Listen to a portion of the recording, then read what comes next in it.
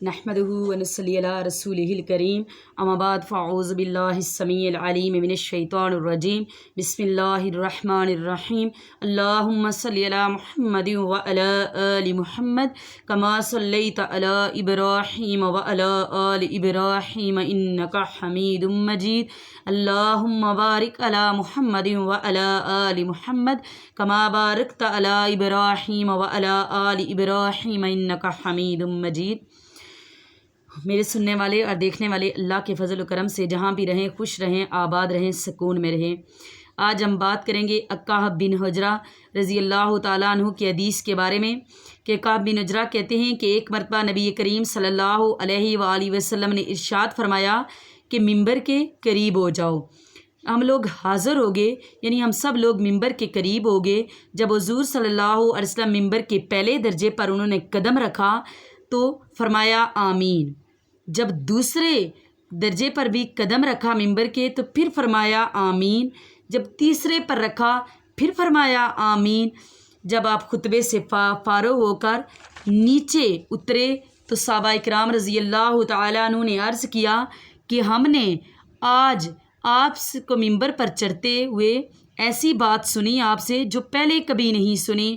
تو آپ صلی اللہ علیہ وآلہ وسلم نے ارشاد فرمایا کہ اس وقت جبرائیل علیہ السلام میرے سامنے آئے تھے اور پہلے درجے پر میں نے قدم رکھا تو انہوں نے کہا کہ ہلاک ہو وہ شخص جس نے رمضان مبارک کا مہینہ پایا پھر بھی اس میں کی مغفرت نہ ہوئی، یعنی وہ شخص ہلاک ہو جائے جس نے رمضان المبارک کا مہینہ تو پایا لیکن اس میں اس کی مغفرت نہیں ہوئی۔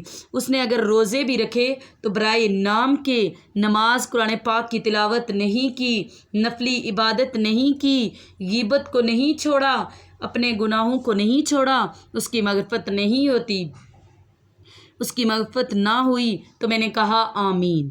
پھر جب میں دوسرے درجے پر چڑھا تو انہوں نے کہا کہ ہلاک ہو وہ شخص جس کے سامنے آپ کا ذکر مبارک ہو اور وہ درود نہ بھیجے، یعنی جب نبی پاک صلی اللہ علیہ وآلہ وسلم کا نام لیا جائے تو جو بندہ سن رہا ہو اگر اس نے درود پاک نہیں پڑھا تو پھر کیا ہے کہ ہلاک ہو جائے وہ شخص۔ تو تب بھی نبی پاک صلی اللہ علیہ وسلم نے فرمایا کہ آمین۔ وہ درود نہ بھیجے تو میں نے تب کہا آمین۔ جب میں تیسرے درجے پر چڑھا تو انہوں نے جبرائیل امین نے کہا ہلاک ہو وہ شخص کہ جس کے والدین یعنی ماں اور باپ دونوں میں سے کوئی ایک بڑھاپے کو چلا جائے یعنی بوڑھے ہو جائیں تو وہ اس کو جنت میں داخل نہ کروائیں۔ تو میں نے کہا آمین۔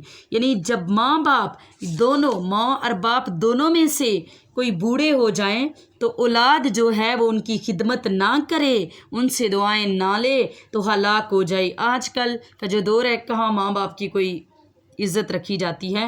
اللہ تعالیٰ سب کو اپنے والدین کا درجہ پہچاننے کی توفیق سے نوازیں۔ والدین سب سے قیمتی سرمایہ ہیں، ماں اور باپ دونوں۔ پلیز میرے سننے اور دیکھنے والے خصوصی اپنے ماؤں کا ادب کریں، اپنے باپ کا ادب کریں، ان کی بات مانیں اور جب وہ بوڑھے ہو جائیں انہیں اف تک سے بھی نہ جھڑکیں۔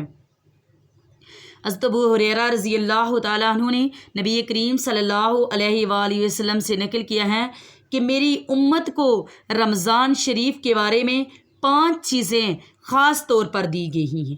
فرمایا کہ میری امت کو رمضان شریف کے بارے میں 5 چیزیں خصوصی طور پر دی گئی ہیں جو پہلی امتوں کو نہیں دی گئی۔ ایک یہ کہ ان کے جو روزہ وہ رکھتے ہیں ہم لوگ تو ہمارے منہ سے جو بدبو آتی ہے وہ اللہ کے نزدیک مشک سے زیادہ پسندیدہ ہے۔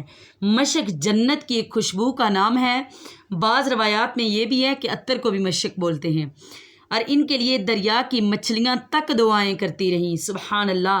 اور افطار کے وقت تک دریا کی مچھلیاں ان کے لیے دعائیں کرتی رہتی ہیں۔ اور جنت ہر روز ان کے لیے آراستہ کی جاتی ہے، یعنی سجائی جاتی ہے، سبحان اللہ۔ پھر اللہ تعالیٰ شانو فرماتے ہیں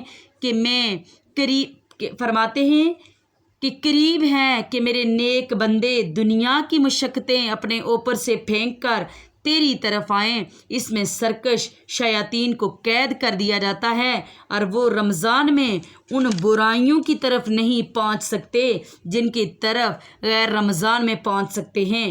رمضان کی آخری رات میں روزہ داروں کی مغفرت کی جاتی ہے۔ صحابہ کرام رضی اللہ تعالی عنہ نے عرض کیا کہ یہ شب مغفرت شب قدر ہے، تو فرمایا نہیں، بلکہ یہ دستوریہ ہے کہ مزدور کو کام